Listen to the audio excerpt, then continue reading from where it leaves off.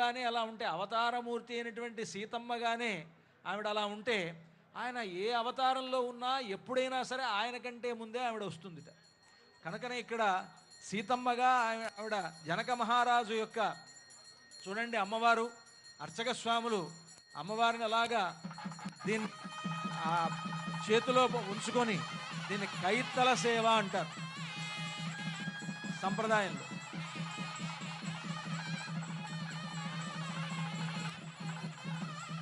కైత్తల సేవ అంటే అర్చక స్వాములు చేతిలో పట్టుకొని చూపించడం. కైత్తలై, కైత్తల అంటే కై అంటే చెయ్యి అని అర్థం.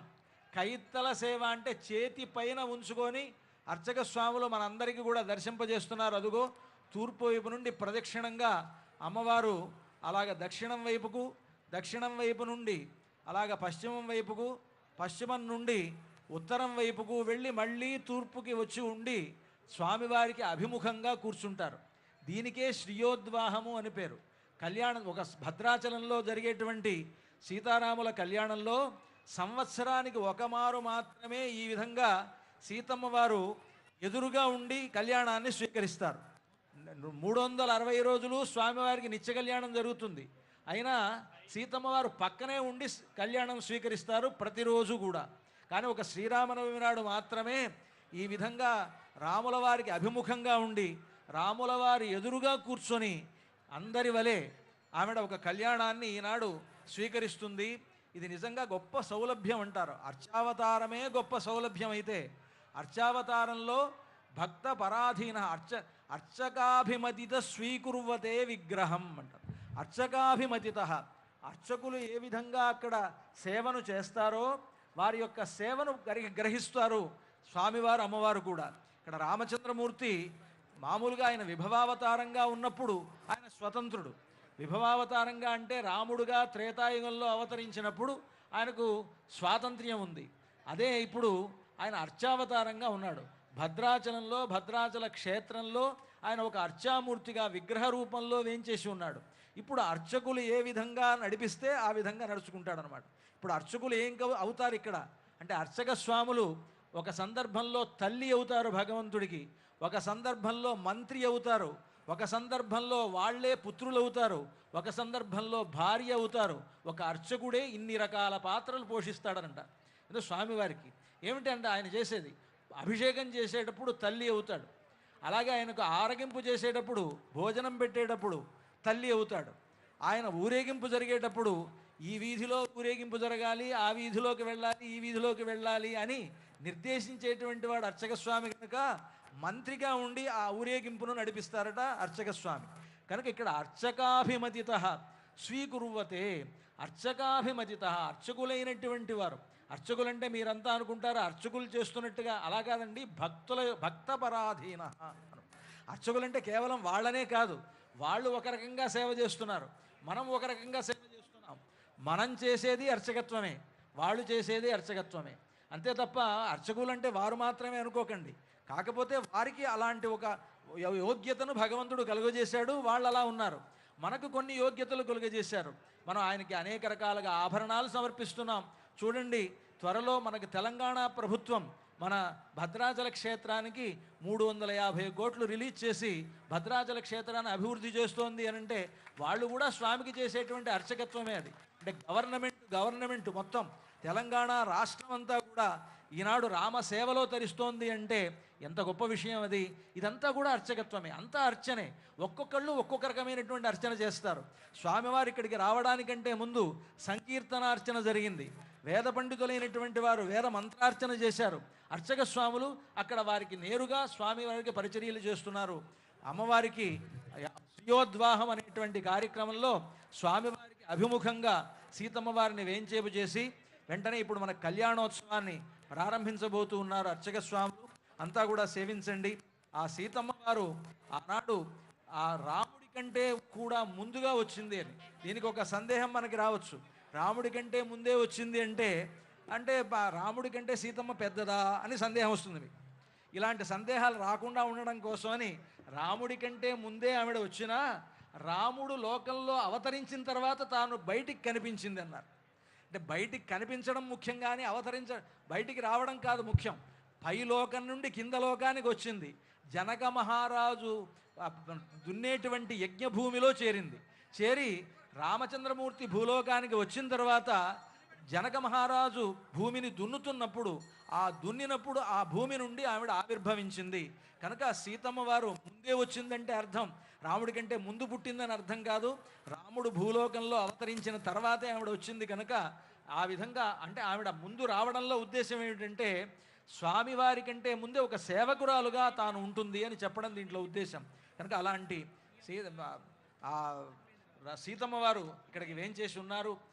ఇది భూలోక వైకుంఠం. ఈనాడు మనకి జరిగేటువంటి ఈ కళ్యాణోత్సవం ఎంత గొప్పది అనంటే భూలోక వైకుంఠమైనటువంటి భద్రాచల క్షేత్రంలో జరుగుతున్నటువంటి ఒక గొప్ప కళ్యాణం.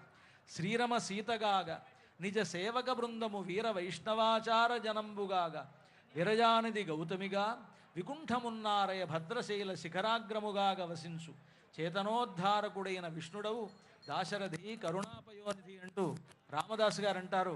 కనుక భూలోక వైకుంఠమైనటువంటి భద్రాచల క్షేత్రంలో శ్రీయోద్వాహ కార్యక్రమాన్ని అర్చక స్వాములు నిర్వహిస్తూ సీతమ్మ వారిని రామచంద్రమూర్తికి అభిముఖంగా ఇక్కడ వేంచేపు చేసి ఉన్నారు. మంగళం కౌసలేంద్రాయ మహనీయ గుణాత్మనే చక్రవర్తి తనూజాయ సార్వభౌమాయ మంగళం భద్రాచల నివాసాయ భద్రాయ పరమాత్మనే జానకీ ప్రాణనాథాయ రామచంద్రాయ మంగళం మంగళాశాసన పరైర్మదాచార్య పురోగమైః సర్వైశ్చ పూర్వైరాచార్యైః సత్కృతాయాస్తు మంగళం.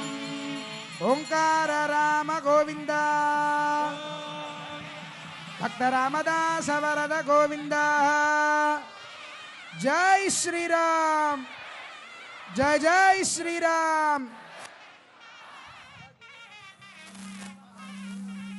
తతః కన్యావరణం కృత్వా అథ భగవదర్థం కన్యాం వృణీధ్వమిత్యష్టౌ శ్రీవైష్ణవాన్ ప్రేషయిత్వా దక్షిణతాంబూలాని దత్వా తాన్ విష్ణోర్నకం విష్ణోరరాటమసీతి ద్వాభ్యాం మంత్రాభ్యాం కన్యాదాతృ సమీపం గత్వా ఓం విష్ణోర్నకం వీర్యాణి ప్రవోచయ్యః పార్థివాని విమమే రజాగం శయో అస్కభాగదుత్తరగం మానస్త్రేధోరుగాయో విష్ణోరరాటమసి విష్ణోః పృష్ఠమసి విష్ణోశ్చ ప్రేస్థో విష్ణోస్యూరసి విష్ణోర్ధ్రువమసి వైష్ణవమసి విష్ణవే త్వా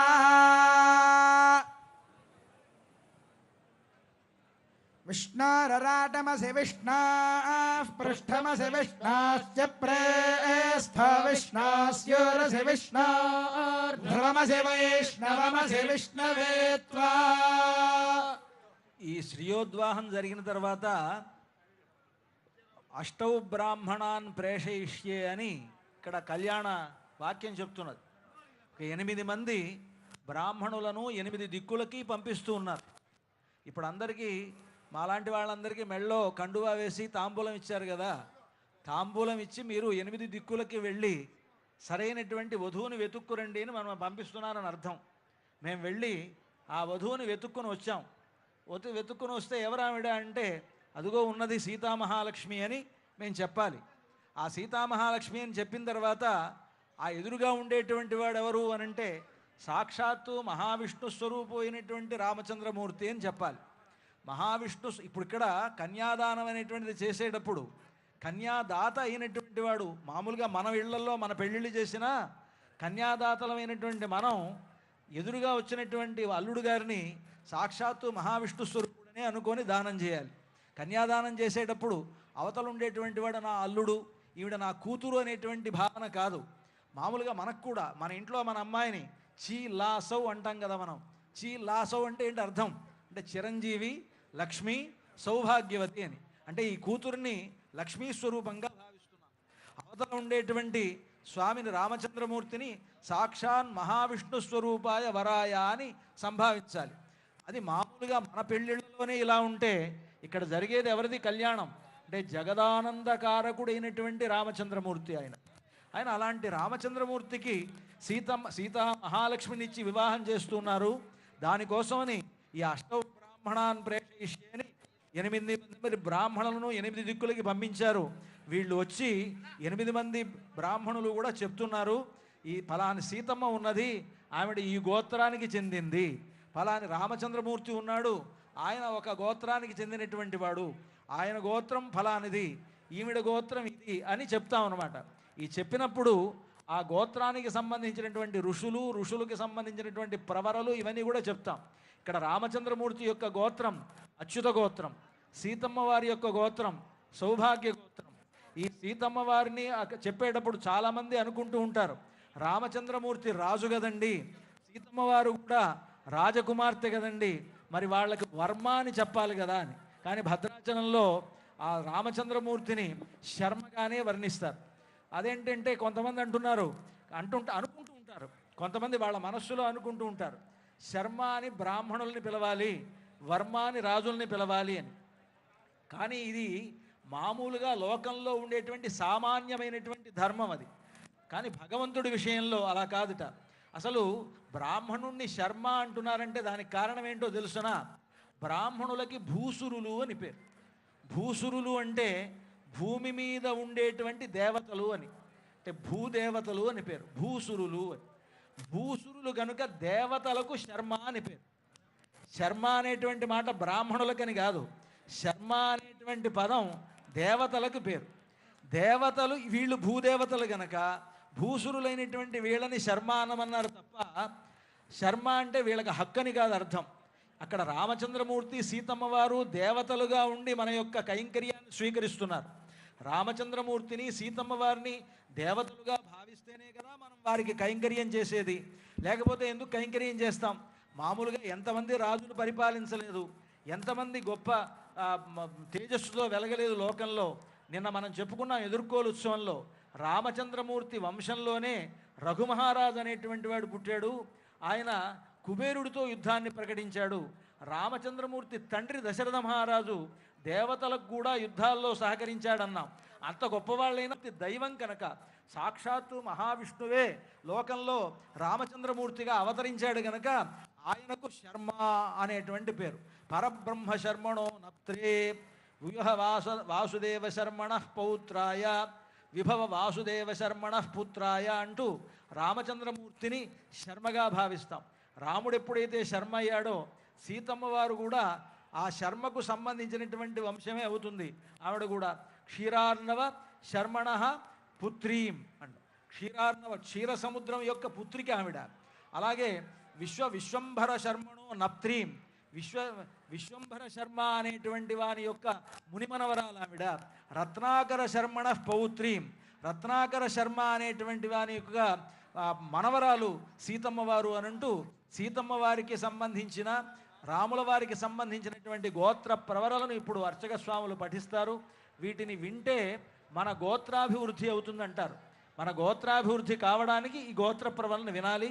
అర్చక స్వాములు పఠిస్తారు, శ్రద్ధగా విందాం. బ్రువతే అనంత వేదాధ్యాయినే అచ్యుత పరబ్రహ్మణే నిరాకార సాకార పరవ్యూహ విభవాంతర్యామ్యర్చావతార పంచార్షేయ ప్రవరాన్విత అచ్యుత గోత్రోద్భవాయ బ్రహ్మశర్మణో నప్త్రే అనంత వేదాధ్యాయినే పరబ్రహ్మణే ఆదినారాయణాయ నిరాకార సాకార పరవ్యూహ విభవాంతర్యామ్యర్చావతార పంచార్షేయ ప్రవరాన్విత అచ్యుత గోత్రోద్భవాయ వ్యూహ నారాయణ శర్మణ పౌత్రాయ వేదాధ్యాయినే అచ్యుత పరబ్రహ్మణే నారాయణాయ నిరాకార సాకార పరవ్యూహ విభవాంతర్యామ్యర్చావతార పంచార్షేయ ప్రవరాన్విత అచ్యుత గోత్రోద్భవాయ వాసుదేవ శర్మణః పుత్రాయ అనంత వేదాధ్యాయినే అచ్యుత పరబ్రహ్మణే ఆదినారాయణాయ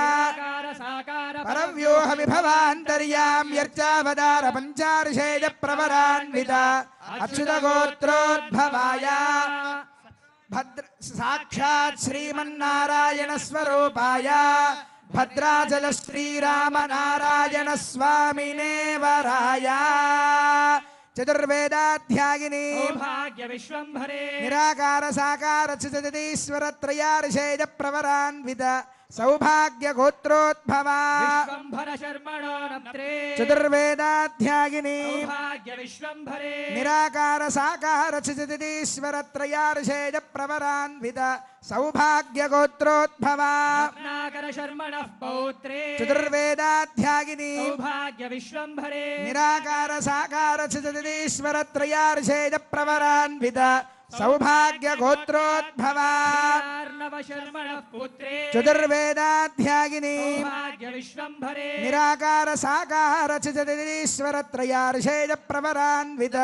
సౌభాగ్యగోత్రోద్భవా సాక్షాత్ శ్రీ మహాలక్ష్మీ స్వరూపాం శ్రీ సీతా మహాలక్ష్మీ నామ్నీం ఇమాం కన్యాం వృణీధ్వం వృణీమహే. రాజా రామచంద్ర భగవానికి చాలా గొప్ప విశేషం. ఇక్కడ అచ్యుత సౌభాగ్య గోత్రాలు అనేది ఈనాడు కాదు, భక్త రామదాసు గారు ఈ యొక్క వారి గురువు గారు అయినటువంటి రఘునాథ భట్టర్ వారి వద్ద ఈ యొక్క భద్రాచల క్షేత్ర చరిత్రంతో కూడా తెలుసుకున్న వారై ఈ యొక్క భద్రాచల క్షేత్రాంటిలో ఈరోజు రాముడు అవతరించిన నాడే కళ్యాణం జరగాలి అని చెప్పి భక్త రామదాస్ గారు నిర్మించారు. ఆ రోజు నుంచి ఈ రోజు వరకు కూడా ఎప్పుడూ కూడా ఎప్పుడు ఏనాటికి కూడా భద్రాచల క్షేత్రంలో ప్రవరణలు మాత్రం లక్ష్మీనారాయణలో ప్రవరణ చెప్పడం అనేది పూర్వం నుంచి వస్తుంది, ఇప్పుడు ఉంటుంది, ఇక ముందు కూడా అదే జరుగుతుంది. జై శ్రీరామ్, రామనారాయణ గోవింద. అంతా కూడా నమస్కారం చేసి చెప్పండి. దాస్యామి సామ్రాజ్యమిత్యాశిషో వాచనం కుర్యాత్ సామ్రాజ్యం భోజ్యం స్వరాజ్యం వైరాజ్యం పారమేష్ట్యగం రాజ్యం మహారాజ్యమాధిపత్యమయం.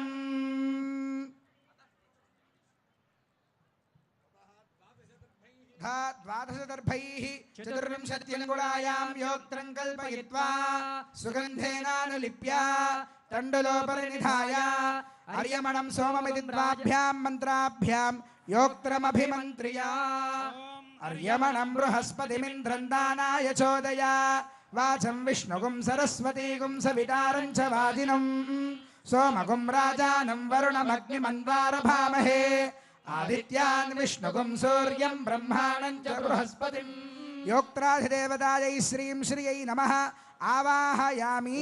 ఐం హ్రీం శ్రీం శ్రియై నమః. తతః గంధద్వారేతి మంత్రేణ యజ్ఞోపవీతమభిమంత్ర్య. ఓం గంధద్వారాందురాధర్షాన్ నిత్యపుష్టాంగలేశనే